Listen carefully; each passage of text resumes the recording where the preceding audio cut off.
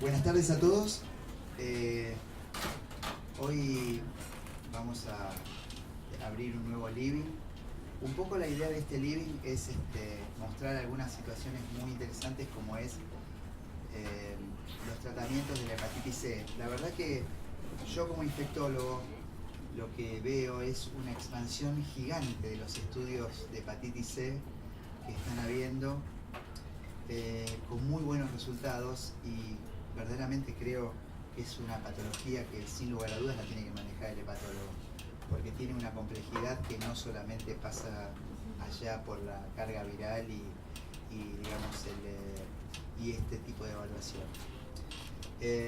Un poco lo que yo le pedí a la doctora Margarita Anders, que es médica hepatóloga de Hospital Alemán, de acá de Sanatorio Anchorena, y está con nosotros también en IPTEI, es que nos muestre un poco de todos los estudios que se han evaluado en los últimos tiempos, cuáles en la práctica diaria y real son los que se están usando y con qué grado, digamos, de eficacia. Después le pedimos a Florencia Antinucci, que también es médica hepatóloga del Hospital Alemán, de Anchorena también, y está colaborando con nosotros en IPTEI, que nos muestre un caso clínico que lo armaron con Marga. Y bueno, tenemos como invitado muy especial a Fernando Gruz, que es médico de planta de patología y trasplante hepático de Favaloro, que nos va a hablar también de hepatitis C y adenocarcinoma, que la verdad que es algo que yo me desayuné, que me parece una situación muy importante a tener en cuenta. Bueno, podemos empezar. Marga. Bueno, perfecto. Muchas gracias por venir. No, gracias a vos, Javier, por la invitación. Y bueno, a ver, vamos a ponerme para que no tapar. Está bien. Bueno, muy bien. Buenas tardes a todos. Ustedes saben que la hepatitis C es una enfermedad crónica, ¿sí? Es una enfermedad viral que afecta predominantemente al hígado, que es una de las principales causas de cirrosis hepática, de hepatocarcinoma, y es una de las principales causas de muerte por causa hepática, ¿sí? Y en el último tiempo, en los últimos años, hemos vivido una revolución en términos del tratamiento de la hepatitis C. La hepatitis C habitualmente, no sé si ustedes todos han tenido experiencia en tratamientos antes de estas nuevas drogas, pero era históricamente una enfermedad muy difícil de tratar, muy difícil de tratar porque los tratamientos eran muy largos, con baja tasa de respuesta y muy mal tolerados. Y bueno, con la aparición de estas drogas nuevas que se llaman antivirales de acción directa, la historia de la hepatitis C cambió muchísimo, ¿sí? Hoy, en base a los estudios de registro, podemos tratar casi todos los pacientes con hepatitis C se pueden tratar con tratamientos muy cortos, que van de 2 meses a 6 meses, muy bien tolerados y con unas tasas de respuesta altísimas, casi todos arriba del 90%. Entonces hoy podemos pensar a 30 años del descubrimiento de la hepatitis C que podemos soñar con erradicar esta enfermedad, ¿sí? Algo que uno pensaría que en un pasado hubiéramos pensado que era imposible, ¿sí? Ahora, no todo es de color de rosa, no todo es tan fácil. ¿Y por qué básicamente no es tan fácil? Porque estas nuevas drogas, básicamente el primer problema que tienen es que son muy caras, ¿sí? Y al ser muy caras, tanto en nuestro país como en el resto del mundo, se estableció una política restrictiva en cuanto al acceso, en cuanto al acceso de la medicación, ¿sí? Y todos los países establecieron un grupo de pacientes a los cuales se les daba prioridad para tratar. En nuestro país básicamente son, como prácticamente en el resto del mundo, son los pacientes con fibrosis avanzada o aquellos pacientes que tienen alguna situación especial, por ejemplo algún tipo de inmunosupresión, trasplantados hepáticos o trasplantados de otros órganos, ¿sí? Bueno, todos estos pacientes generalmente no son los pacientes que se incluyeron inicialmente en los estudios de registro. En los estudios de registro hay pocos pacientes tan graves. Generalmente en los estudios de registro se buscan pacientes mucho más controlados y en mejores situaciones. Entonces uno se plantea la pregunta si realmente estos resultados de los estudios de registro que vemos que son tan buenos, que uno le da una pastillita al paciente y durante 2 a 6 meses y se cura y casi sin efectos adversos, realmente esto pasa en la vida real o no. Y ya tuvimos la experiencia, estos no son los primeros antivirales que tenemos, estos antivirales son los antivirales de segunda generación. Ya tuvimos una experiencia con unos antivirales nuevos que ya no se usan, que son el Boceprevir y el Telaprevir, que también mostraron los estudios de registro que eran fantásticos, pero cuando fuimos a la vida real, que también se los aplicó con una estrategia así restrictiva, solamente a pacientes muy graves, porque también eran muy caros, nos encontramos que en la vida real estas drogas no eran tan buenas, ¿sí? Que las tasas de respuesta llegaban alrededor del 40% y que la incidencia de eventos adversos era muy alta, que llegaba a un 40%, incluso eventos adversos serios, incluso pacientes que se murieron por culpa del tratamiento. Y así se hizo famoso un estudio que se llama CUPIC, que fue en base a la vida real, es un estudio francés, donde ellos definieron que a los pacientes cirróticos se los podía tratar solamente si tenían más de 100.000 plaquetas o una albúmina mayor a 3,5. Esto se traduce en pacientes cirróticos compensados, ¿sí? Entonces, ya con los nuevos antivirales, ahora ya el Boceprevir y el Telaprevir no se usa, pero con los nuevos antivirales ya tuvimos algunas cosas de la vida real que hicieron cambiar un poco las indicaciones que se daban inicialmente, o las recomendaciones que había inicialmente. Por ejemplo, una cosa que pasó en la vida real es que se descubrió que el sofosbuvir interactuaba con la miodarona y que no se pueden dar juntos porque existe alto riesgo de bradicardias sintomáticas e incluso complicaciones graves. Y también se vio que los inhibidores de proteasa no se pueden dar en los pacientes cirróticos descompensados, los type B o C, porque existía mayor riesgo de descompensación de la enfermedad hepática. Así que ya una vez que estaban las drogas en el mercado, se puso este warning de no indicar estos tratamientos a los pacientes con enfermedad avanzada. Entonces, la verdad que en nuestro país estas drogas están aprobadas desde el fin del año pasado, pero en otros países hace más tiempo que están, y recién ahora empiezan a aparecer los trabajos publicados sobre la vida real, que es lo que pasó con estos pacientes que fueron tratados, que generalmente eran pacientes, los de la vida real, no eran exactamente los pacientes de los estudios, sino que eran mayor cantidad de pacientes con enfermedad hepática descompensada. Así que la intención es invitarlos ahora y tratar de no aburrirlos, ¿sí?, con los últimos trabajos que se publicaron sobre el tratamiento de la hepatitis C en la vida real. Este trabajo es un trabajo de Estados Unidos, en Pensilvania, que incluyeron 1.596 pacientes. Los pacientes eran genotipo 1, ¿sí? Vean que el genotipo 1 es el más frecuente de los virus de la hepatitis C. Y estos pacientes fueron tratados o con la combinación de leripasvir sofosbuvir con o sin ribavirina.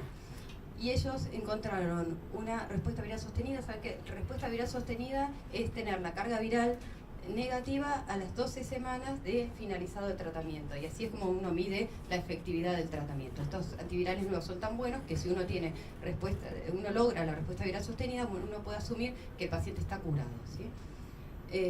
Bueno, encontraron en el análisis de intención de tratar entre un 94 y un 97% de respuesta viral sostenida, y por protocolo, o sea, los pacientes que efectivamente se trataron, entre el 97 y un 100%. En este trabajo vieron que, a diferencia, antes uno consideraba, había un subgrupo de pacientes que se consideraban difíciles de tratar. Por ejemplo, los pacientes coinfectados con HIV. En este trabajo vieron que no hubo diferencia entre los que estaban coinfectados con el virus de HIV versus los que no lo tenían. Y otro grupo también difícil de tratar son los post-trasplante, y ellos tampoco encontraron diferencia entre los trasplantados y no trasplantados. Tampoco hubo diferencia respecto si el paciente había recibido tratamiento antiviral previo o no lo había recibido, y tampoco en sí respecto al genotipo que tienen. En realidad este esquema, que es el del leripasvir, es solamente efectivo contra estos pacientes eran solo genotipo 1, pero antes se decía que o se sabe que el genotipo 1A es más difícil de tratar que el 1B. Y de hecho, con los tratamientos previos, el genotipo 1 era el más difícil de tratar de todos. Hoy, con los nuevos tratamientos, el genotipo más difícil de tratar es el 3. Y tampoco hubo diferencia en cuanto a la carga viral basal de los pacientes. Con lo que sí hubo diferencias significativas es si los médicos tratantes se adherían o no, en este caso son las recomendaciones de la FDA, porque estamos hablando de Estados Unidos, pero lo que ellos sacan como conclusión que si uno se adhiere a las recomendaciones de las guías, nos va mejor, ¿no? Y a los que les iba peor es a los pacientes cirróticos. Este otro trabajo es un trabajo alemán, ¿sí? Que tiene con 558 pacientes. Estos pacientes fueron tratados con el régimen 3D de ABI, que incluye estas 3 drogas, que son Ombitavir, Paritatrevir, Ritonavir y Dazabuvir. Y ellos vieron una respuesta viral sostenida del 96% global, y no hubo diferencia, estos eran pacientes genotipo 1 y 4, y no hubo diferencia entre los distintos genotipos o subgenotipos. Tampoco ellos encontraban diferencia si el paciente era cirrótico o no cirrótico. Analizaron los pacientes que habían sido previamente expuestos a tratamientos antivirales y vieron que el grupo de pacientes que había sido expuesto a peginterferón, ribavirina o antivirales de primera generación, no había diferencia. Sí había diferencia en los que habían sido expuestos a sofosbuvir. De todas maneras, expuestos a sofosbuvir había solamente 8 pacientes y respondieron 7 de los 8. Y esto es muy importante porque en estos pacientes se incluyó pacientes con insuficiencia renal y vieron que no hubo diferencia en cuanto a si tenían o no tenían insuficiencia renal, y para esta droga que es el régimen 3D de ABI, es una fortaleza porque saben que sofosbuvir no se puede dar en pacientes con un clearance menor de 30, y este esquema sí se puede utilizar, lo mismo que el esquema de Merck, que es el de Grazoprevir, el Basvir. Bueno, este otro trabajo, que es un trabajo español, con 227 pacientes. Ellos incluyeron principalmente pacientes con genotipo 1, vean que siempre es el genotipo predominante. La mayor parte de los pacientes eran naïf de tratamiento, 54%, y un 40% eran cirróticos, tenían F4. De los cirróticos, la mayoría eran cirróticos compensados, o sea, Child A. Los regímenes utilizados fueron alrededor del 40% del régimen 3D de ABI, y el resto fueron todos regímenes basados en sofosbuvir, que es el sofosbuvir viene a ser el caballito de batalla, la primera droga que es pangenotípica y es muy utilizada, ¿sí? Y bueno, la mitad de los pacientes recibieron ribavirina. Ellos vieron una tasa de respuesta viral sostenida de 97,5%. Yo no sé si a ustedes les llama la atención esto, pero la verdad que para los que vivimos la era previa de los antivirales, pensar en un 97,5% de respuesta viral sostenida es un sueño. Bueno, de todo esto, de todo lo que se vio en los estudios de registro y de la vida real, uno le queda la idea de que los pacientes que son, el subgrupo de pacientes que serían pacientes difíciles de tratar, serían aquellos pacientes con fibrosis avanzada. Entonces vamos a ver ahora algunos estudios especialmente focalizados en pacientes con fibrosis avanzada. Fíjense el número de este trabajo italiano, 68.270 pacientes, una cantidad impresionante de pacientes, ¿sí? Casi todos cirróticos o con fibrosis 3.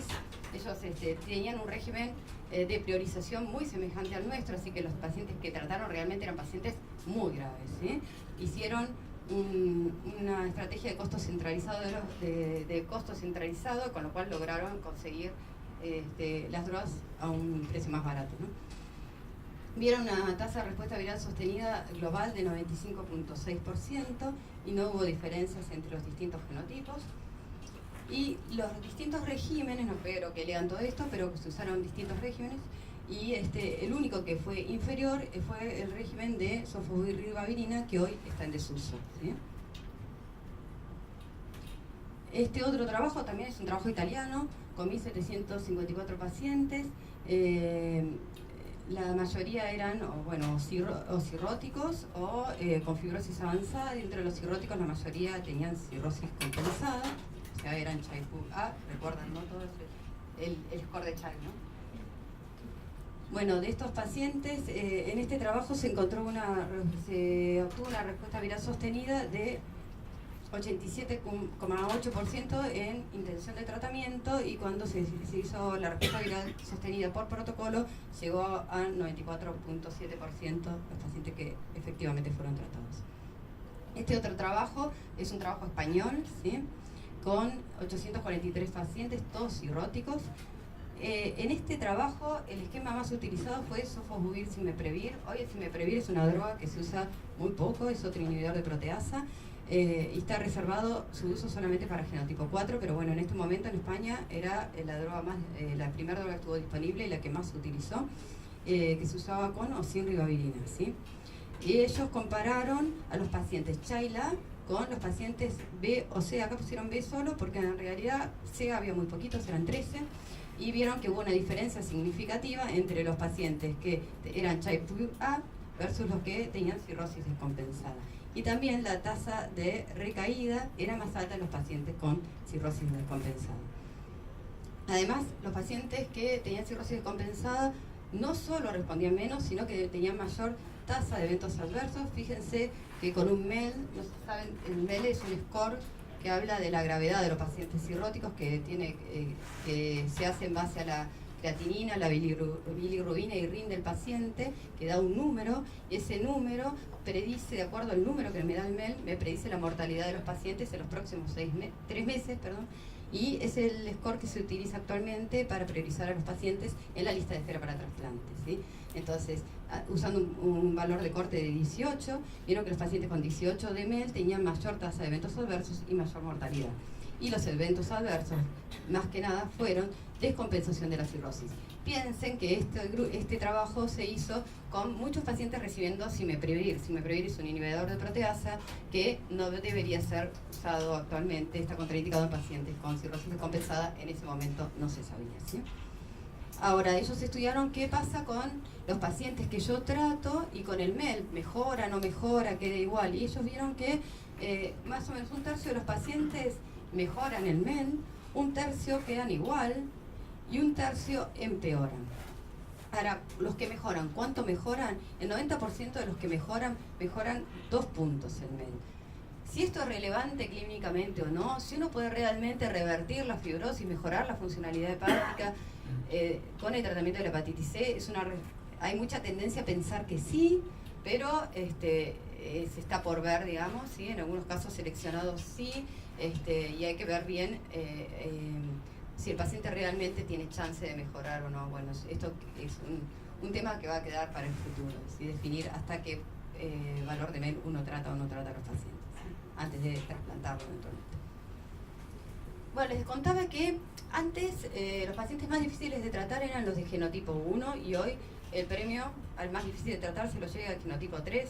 Antes les hacíamos a los pacientes, no sé si escucharon alguna vez, el tema de la interleuquina 28, que era un estudio que se hacía para ver si, de acuerdo al polimorfismo de la interleuquina 28, según si era TT, CT o CC, eran más o menos fáciles de tratar. Ese polimorfismo ya no se usa más. Y bueno, y hoy más que nada el grupo de pacientes difíciles de tratar, además de los cirróticos, son los pacientes con genotipo 3. No hay muchos trabajos en genotipo 3 porque el genotipo 3 es poco frecuente, por suerte, y la verdad que este trabajo se los muestro porque es un trabajo hindú que juntó 931 pacientes con genotipo 3, lo cual es un número, ¿sí? Y ellos los trataron con un esquema que actualmente está en desuso, que es sofosbuvir, asociado no a interferón. Y quería mostrarles que a pesar de que es un esquema en desuso, en los pacientes naïf, o sea, sin tratamiento previo y no cirróticos, la tasa de respuesta viral sostenida fue muy alta, el 95-96%, ¿sí? La tasa de respuesta en los cirróticos experimentados no fue tan buena. ¿Qué pasa con la coinfección HIV-hepatitis C? Antes se decía que los pacientes con HIV eran un grupo difícil de tratar, además que los pacientes coinfectados sabemos que tienen mayor riesgo de progresión a la fibrosis y mayor tasa de complicaciones por la hepatitis C. En este trabajo, que es de una cohorte francesa con 323 pacientes, también fíjense siempre los números, 60% cirróticos, o sea, todos pacientes muy enfermos, 68% habían sido tratados previamente, la mayoría de genotipo 1, y en casi todos se usaron regímenes basados en sofosbuvir. Los pacientes casi todos tenían carga viral negativa del HIV y venían con buen número de CD4, todos prácticamente estaban en tratamiento antirretroviral, con la mayoría con inhibidores de integrasa. Bueno, ellos vieron en este grupo de pacientes un 93,5% de respuesta viral sostenida, y un poquitito menos, la tasa de respuesta fue un poco menor en los pacientes que recibieron sofosbuvir, que, como les contaba, es un régimen que ya cayó en desuso.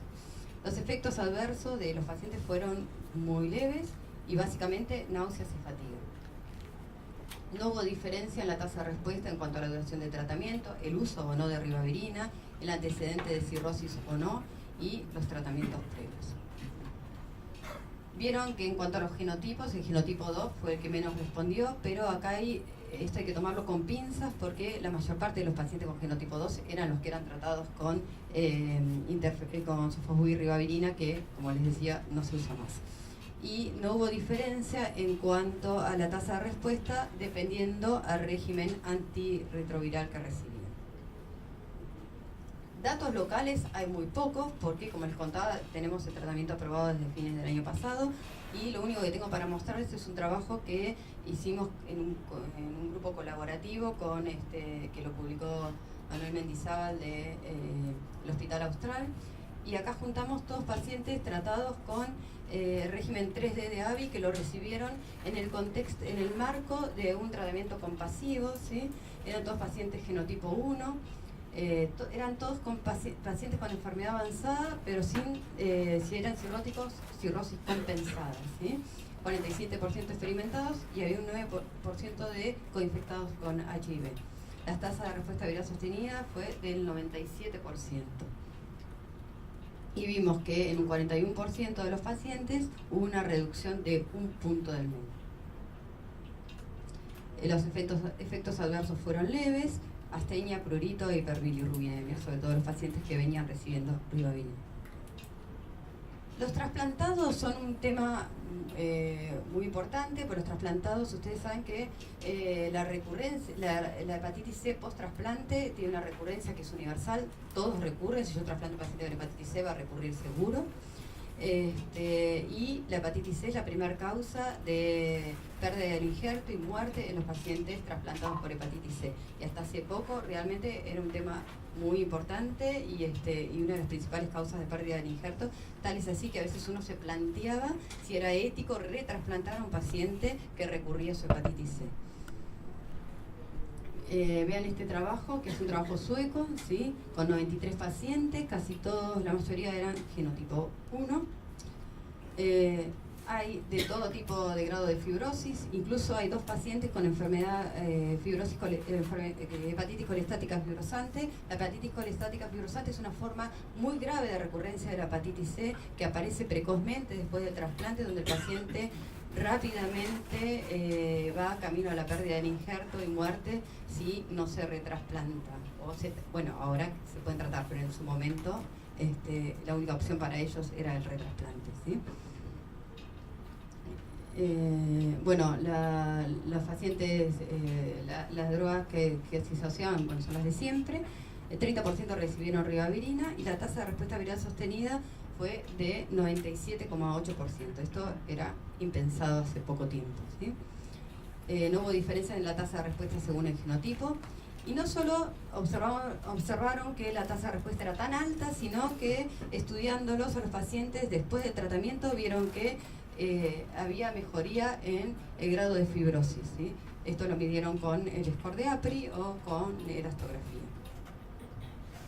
Este es otro trabajo, que es un trabajo americano, con 478 pacientes, ¿sí? De los cuales fueron evaluables 412, casi todos genotipo 1. Más de la mitad habían recibido tratamiento previo, 42% eran cirróticos y 53% estaban descompensados. La mayoría de los pacientes recibieron un esquema basado en sofosbuvir, ledipasvir, con o sin ribavirina. La mitad recibieron ribavirina y la mitad no lo recibieron. Esto es importante porque no es un detalle, porque hoy por hoy la recomendación de casi todas las guías es usar ribavirina en todos los pacientes trasplantados independientemente del grado de fibrosis. Y eso es un gran interrogante para todos los que hacemos trasplante, porque la verdad que darle ribavirina a un paciente trasplantado que le produce leucopenia y a veces aumento de la bilirrubina, bueno, y rash, es a veces un tema complicado, ¿sí? y la realidad es que, como le pasó a esta gente, muchas veces uno ni la indica porque los pacientes la toleran mal, ¿sí? Bueno, ellos vieron que estos eran trasplantados no solo de hígado, sino algunos de riñón, algunos incluso trasplante doble. La tasa de respuesta fue arriba del 90% independientemente del órgano implantado. También la tasa de respuesta fue arriba del 90% independientemente del régimen utilizado. Y lo que sí demostró menor tasa de respuesta es los pacientes que tenían enfermedad hepática avanzada, que estaban cirróticos, sobre todo los que estaban cirróticos descompensados. Fíjense que la albumina menor a 3,5, plaquetas menores de 100.000 o bilirrubina mayor de 1,2. Y llamativamente, el uso o no de ribavirina no cambió la tasa de respuesta, ¿sí? Los efectos adversos más frecuentes en general fueron leves, como los pueden ver ahí, pero hubo eventos adversos serios que fueron infecciones, anemia y aparición de encefalopatía, y básicamente estos eventos adversos serios aparecían fundamentalmente en los pacientes con cirrosis, ¿sí? La tasa de rechazo fue muy baja, 1,4% de rechazos con requerimiento de tratamiento. Y bueno, así que la verdad que los resultados en los trasplantados son muy buenos. En los trasplantados renales realmente era un problema, porque antes con los regímenes basados en interferón era imposible pensar en tratar a un paciente, porque interferón induce rechazo, usted sangre riñón rechaza mucho, y darle interferón a un paciente trasplantado renal es comprar un rechazo seguro. Ahora, con estos regímenes nuevos, la tasa de rechazo es muy, muy baja. Ahora, ¿qué pasa con los hemodializados? Los hemodializados también eran un grupo difícil de tratar. La ribavirina en los hemodializados es muy, muy mal tolerada. Entonces vamos a ver este trabajo que este es un trabajo japonés hecho con 123 pacientes, casi todos genotipo 1, los que usaron genotipo 1B básicamente, porque ellos usaron una droga que se llama Sunaprevir. Esta droga no prosperó, pero era muy, muy buena, es otro inhibidor de proteasa, muy, muy bueno para el genotipo 1B. Bueno, el 9,8% de estos pacientes tenían hepatocarcinoma tratados, ¿sí? Y 31,7% cirróticos, 34% experimentados, y ellos hicieron algo que no se suele hacer, que es medir las resistencias basales. Las recomendaciones actuales son no medir resistencias basales. Se sabe que existen resistencias basales del virus, pero en general lo que dicen las guías es que no influye en la tasa de respuesta y no estaría recomendado medirlas. Bueno, ellos vieron una tasa de respuesta viral sostenida de 96%, y los predictores de no respuesta fueron la interleuquina 28 no TT, que como les decía ya no se usa más, y la fibrosis avanzado, que no es una novedad, lo venimos viendo, ¿no? Hubo un 3,2% de pacientes que discontinuaron el tratamiento por eventos adversos, que fueron aumento de transaminasas, rash y una recurrencia de hepatocarcinoma. Todos estos pacientes que discontinuaron el tratamiento igual tuvieron respuesta viral sostenida. Y esto es el tema de las resistencias basales. Ellos vieron que tener el virus salvaje o tener el virus con resistencia no hubo diferencia en la respuesta viral sostenida. Sí hubo diferencia cuando había más de una mutación. Y los pacientes, esto es básicamente la mutación es NS5A, que es la mutación para los asvires, como Daclatasvir. Y hubo un paciente con una mutación NS3, que es para los inhibidores de proteasa, que tampoco respondió. No hubo diferencia significativa en cuanto a la respuesta, si el paciente tenía o no tenía hepatocarcinoma. Para finalizar, espero que no se hayan aburrido mucho, podemos decir que después de esta revisión de los estudios de la vida real, podemos afirmar que los antivirales de acción directa son altamente efectivos en la vida real, que tienen efectos adversos muy leves, que son efectivos incluso en las poblaciones que antes llamábamos especiales, como los trasplantados, los previamente tratados, los hemodializados, los pacientes HIV positivos, y que la población de mayor riesgo serían los pacientes con cirrosis, especialmente los pacientes con cirrosis descompensada, en los que uno debe tener especial cuidado. Quería saber si Fernando o Florencia quieren hacer algún comentario respecto a lo de Marga. Yo tenía una pregunta. Te quería hacer una pregunta, ya que vos revisaste los estudios bastante minuciosamente. excepto el estudio japonés que mostraste que tuvo un paciente incluido con hepatocarcinoma, ¿el resto de los estudios incluían pacientes con hepatocarcinoma, sí o no, y si este hepatocarcinoma había sido tratado?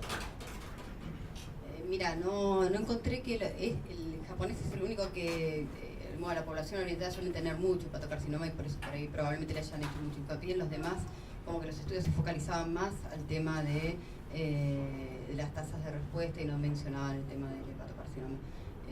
Obviamente después, bueno, ahora lo vamos a ver más adelante, el tema de lo que surgió después de la pregunta de si el tratamiento antiviral puede predisponer o no a la recurrencia de hepatocarcinoma. Hubo muchos trabajos más adelante sobre eso. Florencia, ¿querés preguntar? Con respecto a los pacientes trasplantados, que bueno, es lo que más nos interesa, a nosotros por lo menos, el tema de los rechazos en los trasplantados hepáticos, decía algo. Sí, mira, lo que encontré es eso de que la tasa de rechazos es muy baja, incluso está dentro de lo que uno estima en el seguimiento en el tiempo de cualquier paciente trasplantado, la eventualidad de que pueda tener un rechazo.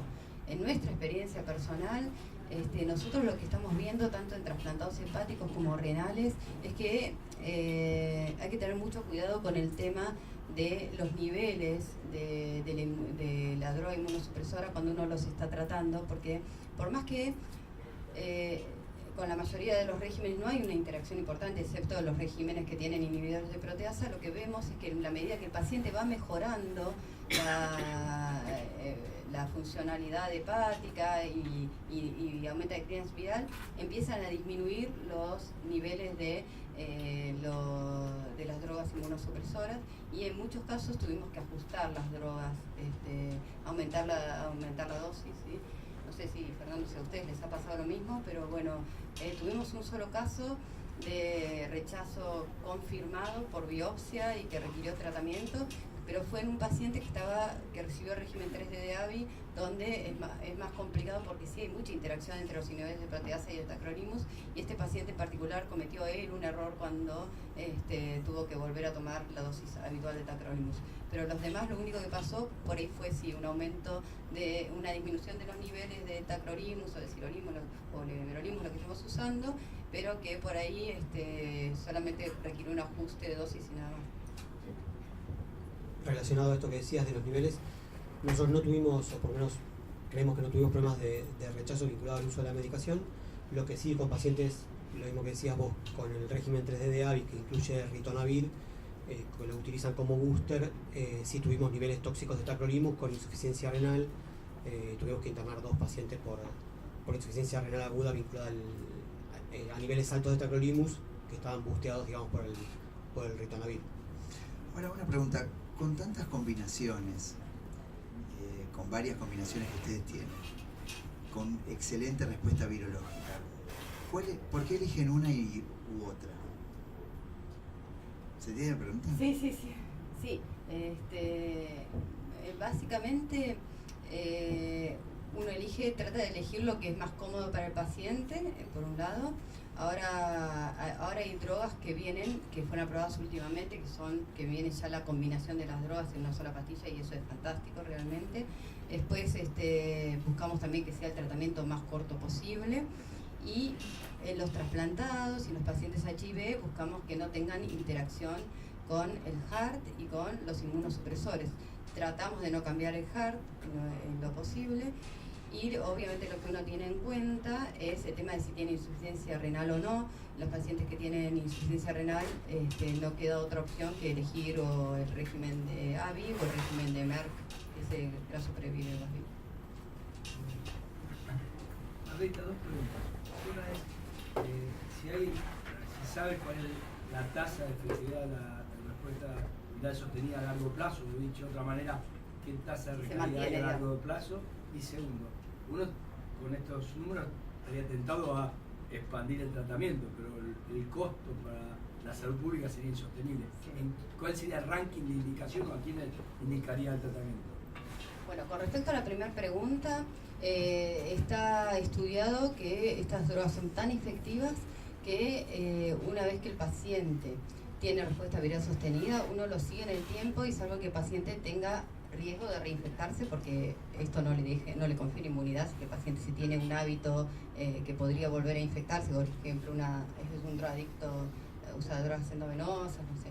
Bueno, en ese caso uno debe estar alerta a la reinfección, pero no está recomendado hacer más cargas virales en el tiempo, ¿sí? Que esto cambió con respecto a los tratamientos previos, ¿sí? Y con respecto al costo, ¿sí? Se espera que en un futuro se pueda tratar que los precios bajen, ya cada vez hay más drogas y seguramente hay muchos genéricos que están dando vuelta y los precios están bajando, ¿sí? Y se espera poder ampliar el tratamiento a todos con la intención de poder erradicar la enfermedad. Uno, por un tema epidemiológico, lo ideal sería poder tratar a todos los pacientes y aparte sabemos que con cuanta menos fibrosis trata el paciente, más responden y aparte uno puede acortar el tratamiento. Ahí para pacientes con fibrosis 2, por ejemplo, uno le puede dar el régimen de Ledipasvir, Sofosbuvir por 2 meses, que es una pastillita todos los días durante 2 meses y el paciente tiene tasas de curación altísimas, ¿sí? El tema es el costo, así que bueno, hoy por hoy casi todas las coberturas se adhieren a la recomendación del Ministerio, que son pacientes con fibrosis 3-4, fibrosis 2 para los pacientes HIV positivos, pacientes con manifestaciones extrahepáticas significativas de la hepatitis C, pacientes trasplantados, inmunosuprimidos, personal de salud también, embarazadas de riesgo también, y bueno, creo que no me olvido ninguna otra de las situaciones especiales. La Sociedad de Hígado amplió la recomendación a fibrosis 2, todos, no solo los HIV, pero bueno, hoy por hoy el Ministerio no ha tomado esa recomendación, así que esos pacientes no se pueden tratar en el sentido de que lo más probable es que la cobertura no se lo dé y no está obligada hoy por hoy a darse. Bueno, Florencia.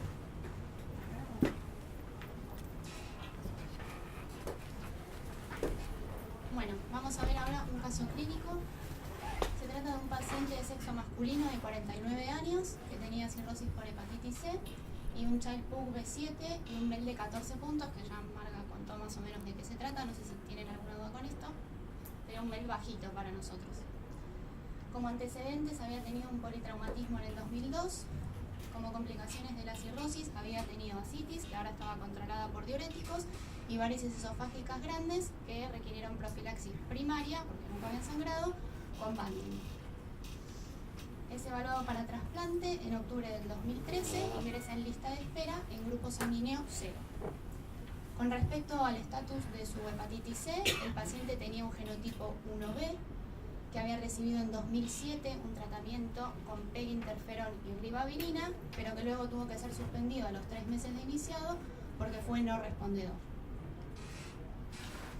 Como parte de los estudios que le pedimos, aparece en una tomografía trifásica que le hicimos en noviembre de 2013. Tenía una tomografía de tórax que era normal, pero en el abdomen, en el hígado, se ve que tiene acá dilatación de la vía biliar y una trombosis de la rama izquierda de la vena porta. Esto se asoció a esta dilatación de la vía biliar segmentaria. La alfa-fetoproteína que tenía era normal. El paciente, como consecuencia de esto, evoluciona con una colangiopatía portal que se ve asociada a esta trombosis y con una infección de la vía biliar, por lo cual sube el MEL y llega a 28 puntos y con esto accede al trasplante hepático el 28 de diciembre de 2013.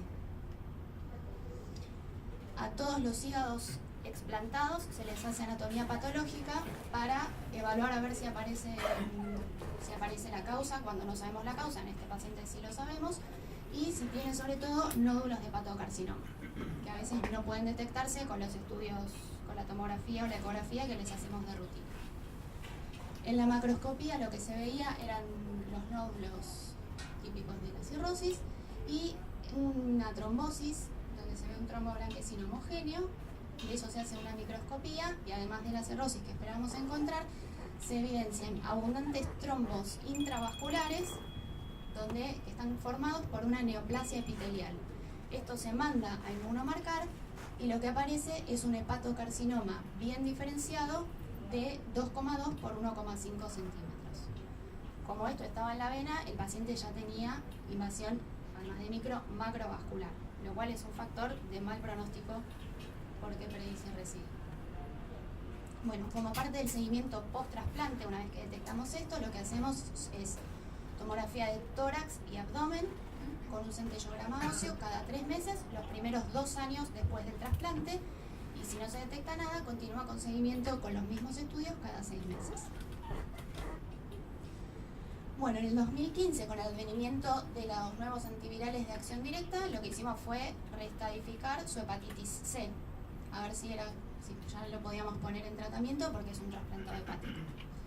Tiene una carga viral positiva con un logaritmo de 6,69 y un fibroscan, que este estudio creo que lo conocen, no sé si todos lo conocen, pero se trata de un método no invasivo para evaluar el grado de fibrosis hepática, ¿sí? Es similar a una ecografía. El paciente tenía 10,1 kilopascales, lo que significa o se traduce en un grado de fibrosis 3, o sea, una fibrosis que ya está avanzada. Bueno, al paciente se le solicita tratamiento para hepatitis C, se le solicita sofosbuvir, daclatasvir y ribavirina ajustada a peso, y esto es por el antecedente del trasplante hepático. Si bien el paciente no estaba cirrótico, fue por eso que le pusimos la riba. Empezó en diciembre de 2015, hizo 12 semanas y culminó en marzo de 2016. La carga viral a fin de tratamiento fue negativa y 3 meses después de haber culminado el tratamiento tiene otra carga viral que es negativa y logra lo que llamamos respuesta virológica sostenida, que para nosotros es sinónimo de curación. Bueno, por otro lado, seguía su seguimiento del hepatocarcinoma. Se hace una tomografía de tórax en septiembre de 2016, que ya eran 6 meses después de haber culminado el tratamiento de la hepatitis C, y lo que se observa, ven acá, son unas pequeñas imágenes nodulillares menores a medio centímetro que quedaron en seguimiento. Por esto le repetimos una tomografía 3 meses más tarde y se ve que los nódulos aumentaron de tamaño a ahí y acá a 1,5 centímetros. La alfa-fetoproteína seguía siendo normal. Por esto se planifica una punción de tórax, donde ven que acá ya esto se realizó en marzo de 2017, el nódulo ya estaba más grande y bien accesible a hacer la punción. Como resultado de esto, en la anatomía patológica obtuvimos que tenía metástasis de hepatocarcinoma. Bueno, entonces en vista de todo esto, cabe preguntarnos si existe alguna relación entre la recidiva del hepatocarcinoma y el tratamiento de la hepatitis C. ¿Querés que sigamos con tu presentación y después Está hacemos muy preguntas? enganchado. ¿Qué te parece? Me parece, y después hacemos las preguntas de todo. Perfecto.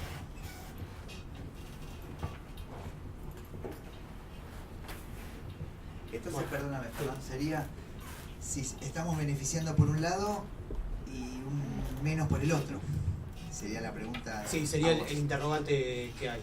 Claro. Digamos, lo que me toca hablar a mí está enganchado con esto que venía hablando Florencia, sobre los antivirales de acción directa, la hepatitis C, con algún tratamiento curativo, en este caso que presentó Florencia el trasplante, y la recidiva de esta enfermedad.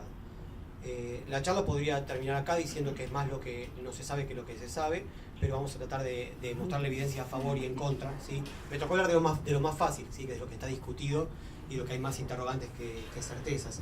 Vamos a hacer inicialmente un pequeño repaso sobre hepatocarcinoma, son pocas diapositivas, voy a tratar de no aburrirlos con esto, pero es la 6ª causa más común de cáncer en el mundo y es la 2ª causa relacionada a muerte por cáncer y la primera causa de muerte en pacientes cirróticos.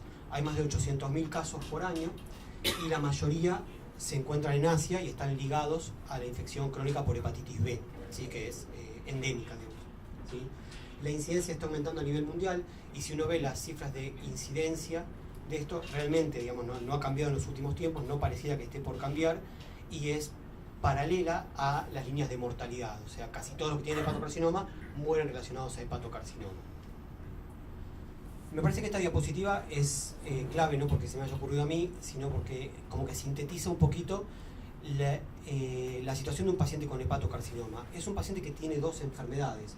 por un lado, la enfermedad tumoral y por otro lado, todas las complicaciones de la cirrosis, como son ascitis, coagulopatía, insuficiencia renal e insuficiencia hepática. Y muchas veces esta situación, la cirrosis, condiciona o impide el tratamiento del tumor. O sea, es un paciente que tiene dos patologías y una suele limitar las posibilidades de tratamiento de la otra.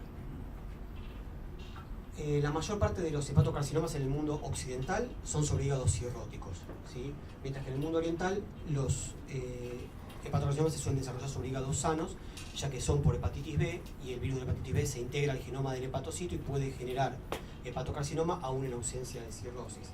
Clásicamente se dice que hay algunas etiologías que causan mucho hepatocarcinoma, que son de alto riesgo, otras que son de bajo riesgo, como la hepatitis autoinmune, el déficit de alfa-1 antitrypsina y la enfermedad de Wilson, y otras que son intermedias, como la esteatohepatitis no alcohólica y la colangitis biliar primaria, que antes se llamaba cirrosis biliar primaria. Con el paso del tiempo nos dimos cuenta que las intermedias están más cerca de las de alto riesgo que las de bajo riesgo. Básicamente, ¿quién está en riesgo de tener un hepatocarcinoma? Aquellos que tienen hepatitis B y los que tienen cirrosis por cualquier etiología. El sexo masculino tiene más riesgo, la edad avanzada, la exposición a algunos tóxicos de tabaco, alcohol, aflatoxinas y algunos factores metabólicos como la obesidad. La historia más o menos suele pasar que a través de cualquier noxa, en este caso que estamos repasando en hepatitis C, se llega a la cirrosis, hay nódulos displásicos que tienen alteraciones epigenéticas y genéticas y se desarrolla sobre esto un hepatocarcinoma, que puede ser unifocal o multifocal. Entonces, la hepatitis C es uno de los principales factores de riesgo para hepatocarcinoma en el occidente. De los pacientes con hepatocarcinoma, más o menos un 25% son hepatitis C positivo, ¿sí? Y lo que se sabe es que los pacientes de hepatitis C que se trataron y tienen respuesta biológica sostenida, ¿sí? Estos son estudios hechos de la era del interferón, o sea, previo de los antivirales, tenían menor descompensación de la enfermedad hepática e incluso podían experimentar regresión de la fibrosis, ¿sí? Esto es simplemente un estudio para traer un ejemplo. Acá están los pacientes que tuvieron tratamiento con interferón y tuvieron respuesta biológica sostenida. La mortalidad acumulada por enfermedad hepática es mucho menor que aquellos pacientes que no fueron tratados con interferón, y en el medio están los pacientes que sí fueron tratados con interferón pero no tuvieron respuesta biológica sostenida. O sea, lo que sabemos de esta época de interferón es que aquel que es tratado y alcanza respuesta biológica sostenida tiene menos chance de morirse de alguna causa relacionada a la hepatopatía. Entonces uno diría, bueno, pasa lo mismo con los antivirales de acción directa, me curan el virus, es la misma situación. No es tan así, ¿sí? Primero porque los pacientes que se trataban en la era pre-antivirales, los que se trataban con interferón, eran pacientes más sencillos, por todo lo que explicó Marga antes. Eran pacientes o que no tenían cirrosis o que tenían cirrosis compensada, ¿sí? E incluso a veces sin hipertensión portal. Y los pacientes que estamos tratando ahora, ¿sí? Como son fármacos más sencillos de usar y con menos efectos adversos y mejor tolerados, ¿sí? Son pacientes con más hepatopatía, con hepatopatía mucho más avanzada, con Child B o C versus Child A o Child A sin hipertensión portal, que es los que se trataban antes, ¿sí? Entonces no se puede extrapolar directamente lo que pasaba antes a lo que pasa ahora, porque son dos grupos de pacientes diferentes. Si bien son cirróticos, uno eran cirróticos compensados y otros son cirróticos completamente descompensados, ¿sí? Entonces los datos sobre evolución clínica luego del tratamiento con antivirales todavía son limitados y estamos viendo qué es lo que ocurre con esto, ¿sí? Lo que sí se sabe es que los pacientes que son tratados y alcanzan respuesta biológica sostenida, la mayoría compensan la cirrosis, ¿sí? Esto que mostraba Marga de un tercio, un tercio y un tercio, disminuyen los scores de Mel y Child, e incluso hay varios reportes, y a todos nosotros nos ha pasado, de sacar pacientes de lista de espera justamente por esta compensación de la cirrosis. Lo que no está del todo claro es cuál es el punto de no retorno, ¿sí? O sea, cuándo es que, por más que lo traté y por más que negativizó la hepatitis C, igualmente es un paciente que va a progresar. Y también está discutido, y es el motivo de la presentación, si existe y cuál es el riesgo residual de desarrollar hepatocarcinoma pese a la negativización viral. La primera publicación lo hizo un grupo español, que es un grupo de Barcelona, que son los que han elaborado las guías que se utilizan en prácticamente todo el mundo para el tratamiento del hepatocarcinoma, ¿sí? Es el grupo del Hospital Clinic, que encontraron en su población del hospital varios pacientes con hepatocarcinoma tratado, curados, con seguimientos adecuados y que no tenían recurrencia, y que se los trató con antivirales y experimentaban recurrencia. ¿Sí? Les llamó la atención esto, entonces convocaron a otros hospitales de la región, ¿sí?, de Cataluña y de otras partes de España, ¿sí?, en total 4 hospitales, a ver qué había pasado con esto mismo y los resultados. ¿Sí? Fueron 58 pacientes los que incluyeron, tratados con diferentes modalidades: ablación por radiofrecuencia, que es básicamente quemar el nódulo con calor, quimioembolización y cirugía. Todos tenían respuesta radiológica completa, ¿sí? O sea, eran pacientes que por radiología, que es como se suele seguir estos pacientes, estaban curados, ¿sí? La mayoría, ¿sí?, como mostró Marga, más del 97%, tenían respuesta biológica sostenida. Y lo que vieron es que un 27% tenían recurrencia de hepatocarcinoma, ¿sí? Cuando vamos a ver las características de estos pacientes, ¿sí?, fueron 16 estos los que recurrieron. Estos fueron los tratamientos a los cuales fueron sometidos: resección y ablación, que son los que mostramos acá, en los que tenía posibilidad de ver la pieza quirúrgica, ¿sí?, o sea, los que habían sido operados. Vemos que la mayoría de los pacientes en el explante tenían criterios de bajo riesgo de recurrencia, o sea, no tenían invasión vascular, no eran hepatocarcinomas multicéntricos, ¿sí?, o sea, no tenían más de un nódulo, eran hepatocarcinomas chicos, ¿sí?, en general entre 2 y 3 centímetros, y no tenían diferenciación biliar, que a veces es un factor de mal pronóstico, ¿sí? O sea, eran hepatocarcinomas, pero buenitos, digamos, y sin embargo experimentaron una recurrencia impensada, ¿sí? Las recurrencias que tuvieron fueron intrahepáticas, extrahepáticas, con un nódulo o más de un nódulo, y también simultáneas. El tiempo de la recurrencia también llamó la atención, extremadamente corto. Antes de 4 meses del inicio de los antivirales ya habían recurrido. Enseguida otras unidades en el mundo empezaron a publicar resultados parecidos, ¿sí?, tanto de recurrencia como de incidencia. En este estudio se encontró mayor cantidad de hepatocarcinoma en pacientes que tuvieron tratamiento para hepatitis C con antivirales que de los que no tuvieron. La hipótesis que establece sobre todo el grupo de Barcelona es una desregulación inmune. Se dice que el rápido clearance viral de los antivirales lleva un periodo de inmunosupresión transitoria, ¿sí? Lo que ocurre es más o menos esto, ¿sí? En todo cáncer existe, digamos, no es solamente un proceso mecánico que la célula sale al torrente sanguíneo y ahí tengo la metástasis. Es mucho más complejo que eso, que algo mecánico de invade el vaso sanguíneo y tengo metástasis. Hay salida de células tumorales permanentemente, ¿sí?, a la circulación general, tanto células como fragmentos de DNA, ¿sí? Estos se llaman nichos premetastásicos, ¿sí?, y no necesariamente van a generar una metástasis que se diagnostique por radiología o por clínica, ¿sí? O sea, no toda célula tumoral que sale del órgano en el cual se originó el tumor va a lograr generar una metástasis real, ¿sí? Y lo que se dice es que la vigilancia inmune es la que evita que estos nichos se constituyan en verdaderas metástasis. La hipótesis que establecen es que cuando un paciente tiene una cirrosis por una enfermedad inflamatoria como es la hepatitis C, hay mucho reclutamiento de leucocitos y de mediadores permanentemente, entonces la vigilancia inmunológica está aumentada. Hay un rápido clearance viral por los antivirales de acción directa que ocurre en las primeras semanas, entonces la inmunidad va en menos, ¿sí? Esto también se ve muchas veces con algunos virus respiratorios que después de una infección viene con un periodo de inmunosupresión transitoria, y en ese periodo, ¿sí?, es cuando estos nichos premetastásicos se convertirían en metástasis. O sea, no es que el paciente estaba limpio de metástasis, usó el sofosbuvir por menos de 4 meses y mágicamente le apareció una metástasis. Esto ya estaba presente, pero la pregunta es si esto hubiera crecido o no si no hubiéramos usado los antivirales, ¿entiende? O sea, no es que generan la metástasis, sino que favorece el terreno para que la metástasis se desarrolle. En ese sentido van las hipótesis.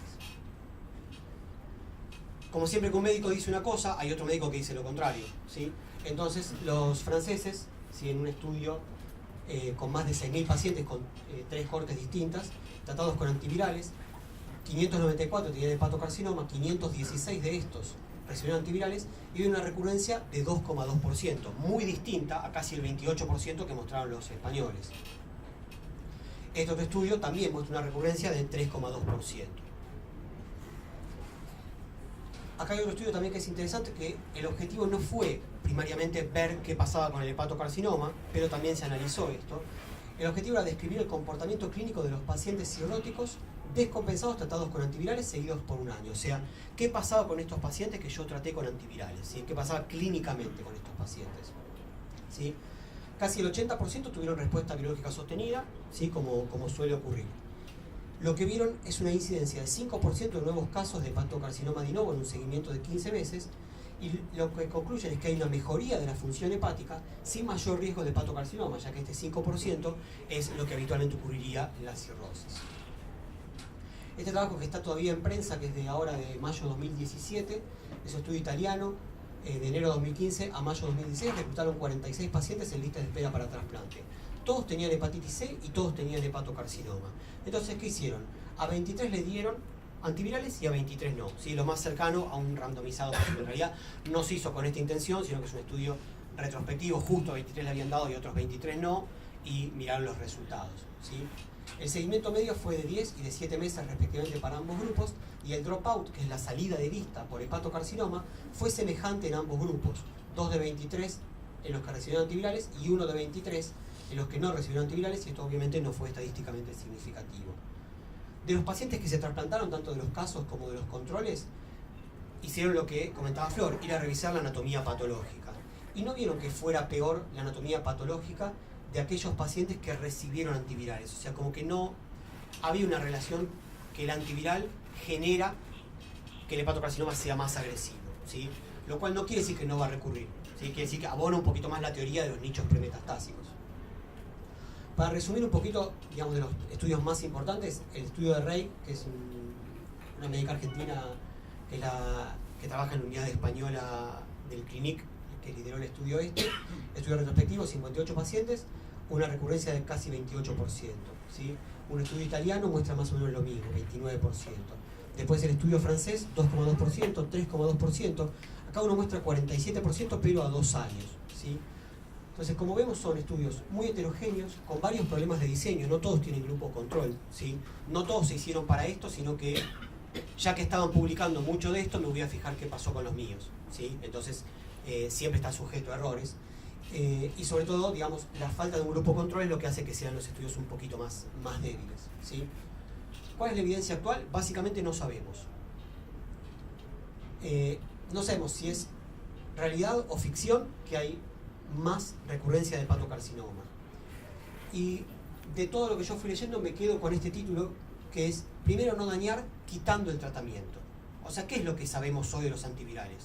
Que curan la hepatitis C, ¿sí? Entonces, me parece que por el riesgo potencial que está discutido, que no se sabe, que los trabajos son medio, decir que no hay que tratar a los pacientes como hacen en España, a mí me parece como un poquito extremista, porque se sabe que estos fármacos ayudan a los pacientes, ¿sí? Y después lo otro, que se necesita estudios realmente serios para poder definir esta situación. Resumiendo en 3 puntos, si bien parecen disminuir las complicaciones de la cirrosis y mejorar los scores de la severidad, la controversia está planteada. No hay datos firmes que permitan realizar una recomendación global, y cada centro tiene que hacer su propia recomendación. Yo antes le comentaba al doctor que en España, en este centro, en el CLINIC, no tratan a ningún paciente antes del trasplante. Con hepatitis C no reciben un tratamiento, primero se trasplantan y después se tratan. Pero es muy diferente los tiempos en lista de espera que hay en España a los que hay acá.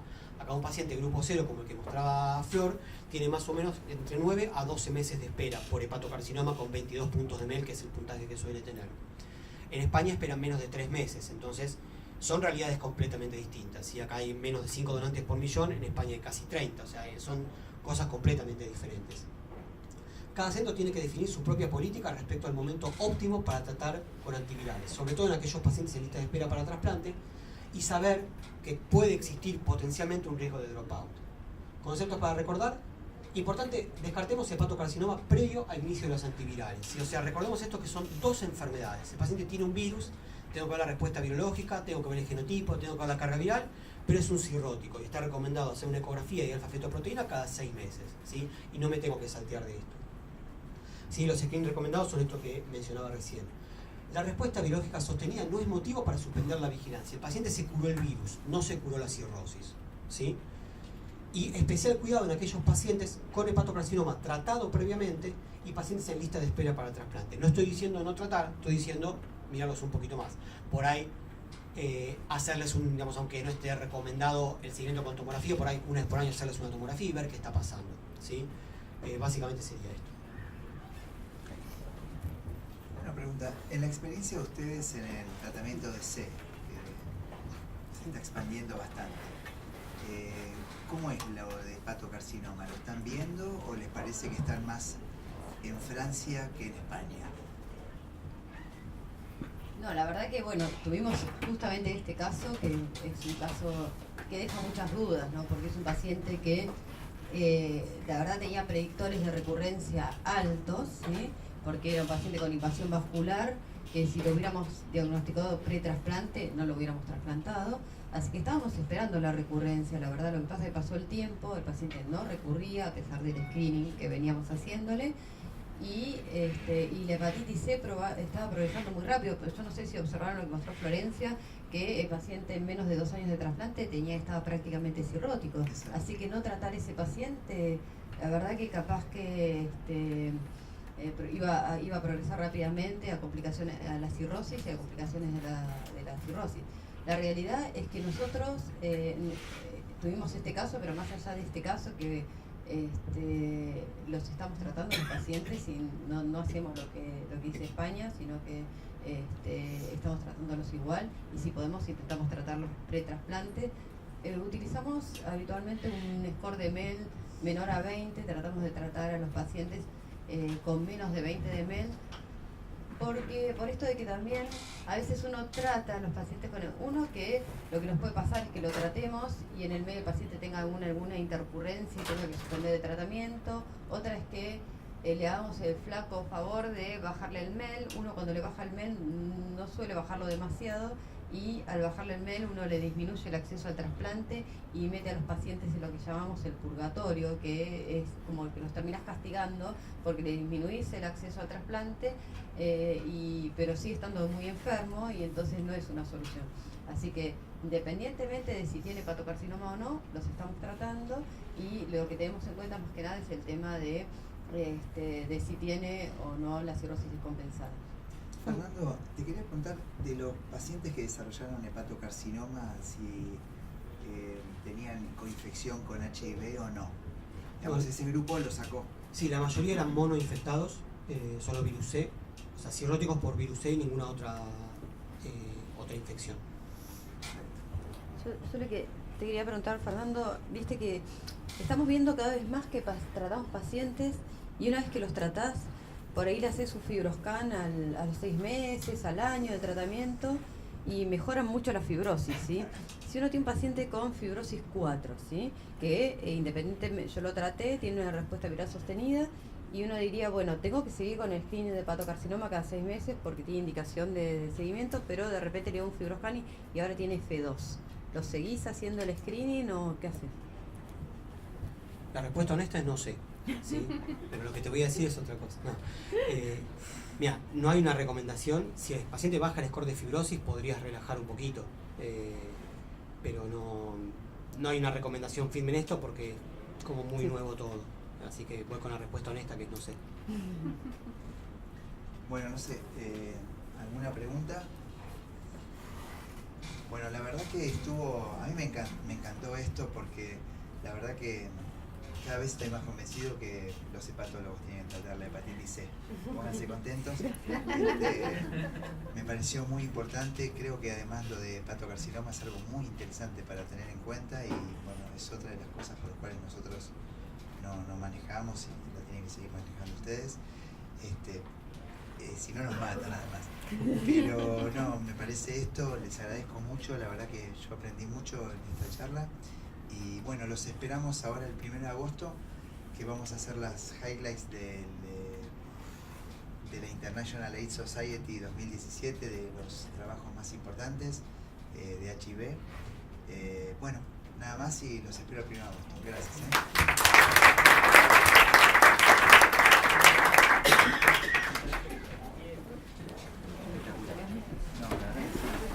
Estoy convencido, además. Claro, uno de los pocos infectados.